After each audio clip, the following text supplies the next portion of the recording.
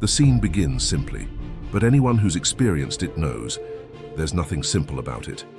A man holding a bouquet of flowers, staring at his cell phone, where a message appears that touches any heart. We need to talk.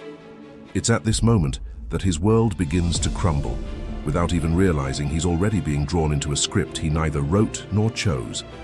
The empathy is immediate, because every man who loves knows this feeling. The mixture of hope and fear, as if each word were a E. Silent sentence. In that lost gaze, there's not just a man, there's the promise of a love he thought was different. But what Freud had already warned about is there, latent. The feminine past that insists on repeating itself. The woman now asking for this conversation isn't the same one he knew. She carries a story she wants to replay again, using him as both audience and protagonist. This message isn't just a call for dialogue. It's the first sign that he's about to be placed on the stage of a plot where loving too much can turn him into the clown.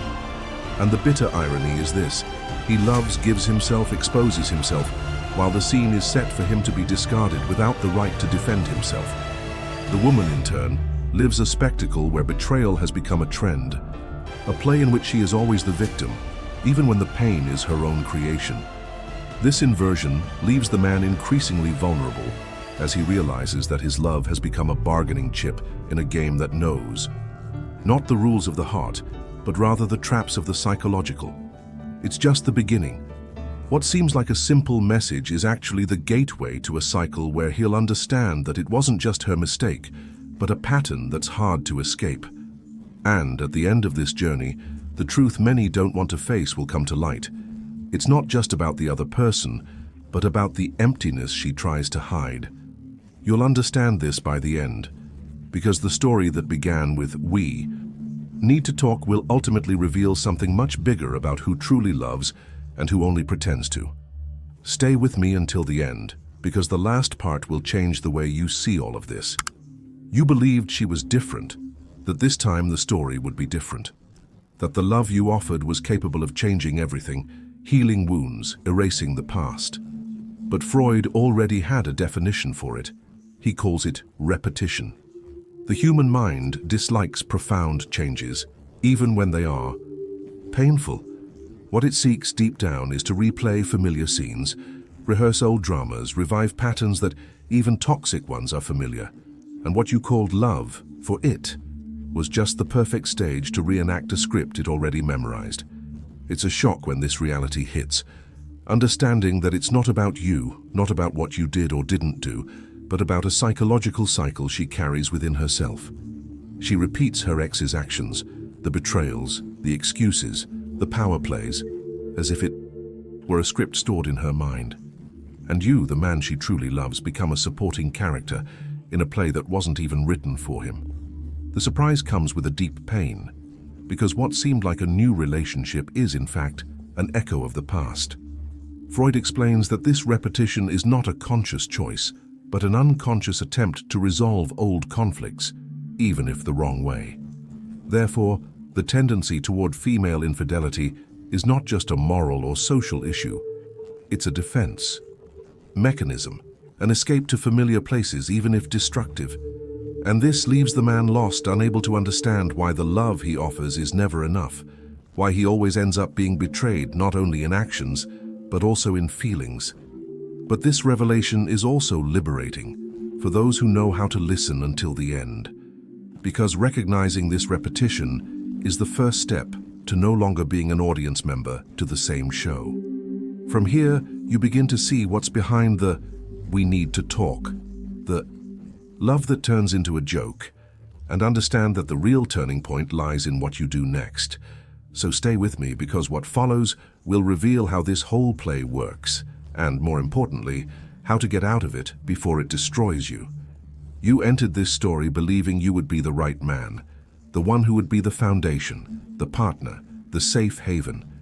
But what actually happened was quite different. She didn't want a real partner. She wanted a spectacle. She sought a stage, an audience, and above all, emotional control. And in this game, you ceased to be the subject of her love, becoming a symbolic object, a piece on her board, a character to serve the script she already knew. While you were trying to build something solid, built on trust and complicity, she craved attention and reaction. She wanted you to respond to what she provoked, to fit the role she needed to validate her emotions.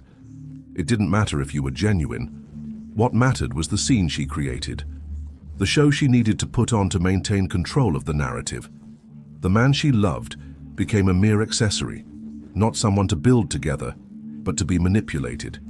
It's in this contrast between your true value and her emotional use of you that frustration and pain arise. You weren't a prize, a trophy, or a toy. You were meant to be the subject of your own story, to experience genuine and reciprocal love. But you ended up being used as a mirror for her insecurities, a stage where she wielded the power of someone who knows she can hurt and still be forgiven. This imbalance is what makes a man feel like a public clown, because deep down, he knows he's given everything and received in return a role he didn't choose. The truth is harsh, but it's essential to open your eyes to what comes next. Understanding how this dynamic is constructed, and most importantly, how you can break this cycle before it destroys your self-esteem and your heart. Today, the new victim of this dynamic is the man, who loves without games, without strategies, without masks. The one who supports, protects, and supports, not only financially but emotionally as well. He gives everything, gives himself, and in the end he's the most discarded, the one left after the show ends. It's an injustice that hurts deeply because those who believe in true love end up becoming the target of a plot they didn't write or choose. The modern woman, in this context, doesn't seek peace, stability, or calm in a relationship. She wants drama, conflict, a story full of ups and downs that keeps the flame burning, even if it's based on jealousy, betrayal, and power plays. And those who pay the price are precisely those who give their hearts openly, expecting reciprocity and respect. It's hard to admit that loving without reservation has become a risk. The man who acts sincerely, who doesn't seek to manipulate or control, ends up being seen as weak, naive, and easily discarded when the thrill of the adventure wears off. This generates silent anger, a mix of frustration and helplessness that he often keeps to himself, knowing that complaining can be seen as weakness. Therefore, it's important to look with empathy at those in this situation. It's an unequal game where those who truly love are on a tightrope, trying to hold on while the surrounding landscape changes without warning.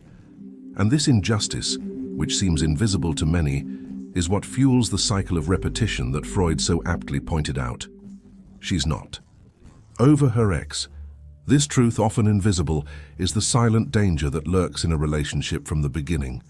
You may think you're building something new, but deep down, you're entering an emotional minefield where every word, every gesture is analyzed as definitive proof that he, her ex, wronged her. It's a battle you haven't even begun, but you're already in the middle of. Every sentence that comes out of your mouth becomes a test, not one meant to help you grow together, but to measure how much you measure up to what she still carries. It's as if, in her subconscious, your every move is being watched to confirm, is he different? Will he make me suffer the same way? And every doubt becomes a sharp knife that cuts slowly, leaving wounds you don't understand how to heal.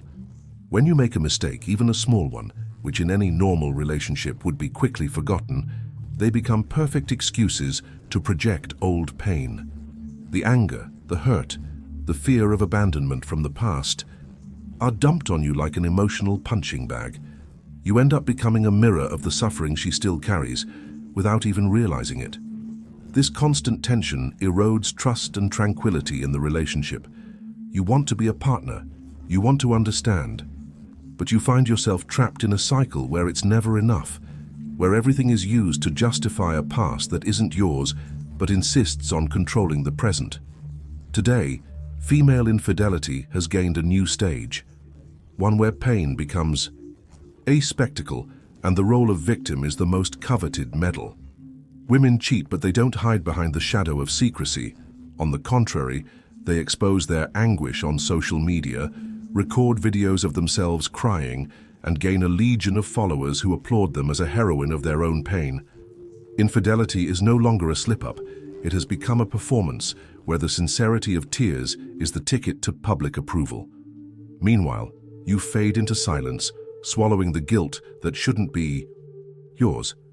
You pay the emotional price for this drama, investing time, money, and affection in someone who uses your presence to fuel their narrative. It's as if your pain is invisible, a detail that doesn't sell so well in the world of social media. Your surrender becomes fuel for her spectacle, and you don't even know where you've entered this story. Modern culture values this exposure of selective vulnerability, and the man who loves without playing games is crushed in this scenario of emotional manipulation. It's a cruel inversion of what should be fair. She gains applause, followers, and sympathy. He, guilt, silence, and a burden that only grows. Indignation is inevitable, because deep down we know something is wrong with this role-playing, but it's difficult to say it out loud. This new dynamic isn't just an individual problem, it's a powerful critique of what society has encouraged: the trivialization of betrayal, the cult of the victim, and the commodification of suffering. And you, who truly gave of yourself, are left at a loss trying to understand how you escape this emotional trap that has become a trend. She said she's changed. She said she's learned from her mistakes, that now she wants something different, that she's ready for true love. But the truth is, her face may change, the promise is new, but the script, it stays the same. What keeps repeating itself isn't the man's name, nor the setting of the relationship, but the old emotional psychodrama she's been rehearsing since adolescence, almost as if it were her most natural role. You then find yourself entering the scene as just another character in this already prepared plot, a play that seems written to maintain the spectacle of insecurity, the quest for control, and the constant need to prove something to your ex, to yourself, to the world. It's not about you being special. It's about being convenient for the drama she has to live. This illusion of change is what's most destructive, because it makes you believe that things are different now, that this time is for real. But in practice, you're just switching roles in the same theater. The man you love enters the stage. The woman who repeats the play is ready for the next act. It's a symbolic narrative where the true movement isn't forward, but an eternal return to the same starting point. Shattering this illusion is hard because it shakes up what you believe to be true, what you could build together, the hope of a stable love, the desire for respect and partnership. But understanding this is the beginning of reclaiming your true role, away from this false script she insists on playing. Today, a man who suffers is almost a comic figure in society, crying, weak, showing feelings, idiot, loving too much, a ready-made joke. But if he's cheated on, then yes, he goes viral, not because of the respect, but because of the humiliating exposure, as if his pain were a reason for public ridicule. It's a cruel paradox. While the woman who cheats gains followers and applause for showing her vulnerability, the man who truly loves ends up on the stage of ridicule. This inversion of values is one of the greatest injustices of our time. Men suffer in silence, swallow their pride, and try to rebuild what was destroyed. But society prefers to laugh at their plight rather than acknowledge the depth of their pain. It's a social conflict that reinforces a culture where feeling is a sign of weakness, and protecting oneself emotionally is synonymous with losing. But this game is breaking down. The search for emotional justice is growing, and many men are beginning to question this imposed caricature. They want to be seen as complex human beings, capable of feeling, loving, and protecting themselves without being labeled clowns or weak. This silent revolt is the engine for a new awareness of masculinity and respect. Meanwhile, the cultural narrative still privileges those on stage with tears and followers. But true strength lies in those who face this reality with courage, even if it doesn't go viral, at least not yet. What you called love was actually just an escape from her. An escape from herself. She didn't love you. She just didn't want to face her own emptiness, her own barely healed wound. And she used you as an emotional distraction with a set expiration date. While you were giving of yourself, believing in the we, she was already ready for the next chapter in her own drama. You became a supporting character in her script, replaceable, disposable. This is the harsh truth few want to hear, but it's what frees you to cut what's no longer useful and turn things around for good. the time has come to cut the cord that binds you to this illusion. To understand that loving isn't suffering. It isn't humiliating yourself. It isn't being a clown. True love is about having value. And that begins when you recognize that you can't carry the weight of someone else's emptiness. If you've understood everything so far, comment, "Lucidity doesn't go back." Because here the truth doesn't ask for permission. It enters, holds up the mirror, and tears apart the script of illusion. Like, share, and strengthen. Because male silence has become discourse, and this trench won't fall.